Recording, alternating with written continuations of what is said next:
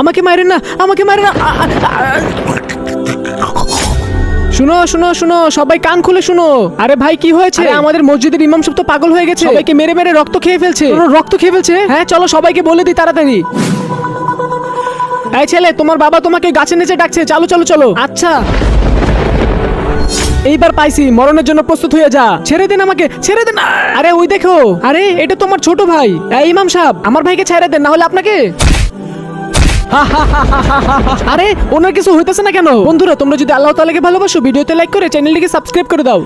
থামো, আমি হলো তোমাদের মসজিদের আসল ইমাম, ওইটা শয়তান। আরে দুইটা মসজিদের ইমাম সাহেব। এই শয়তান, তাড়াতাড়ি তোমার রূপে তুমি ফিরে আসো।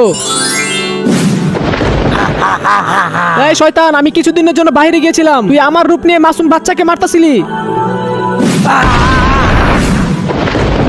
গাইস, ভিডিওতে লাইক করে কমেন্ট বক্সে আল্লাহু আকবার লিখে যাবেন।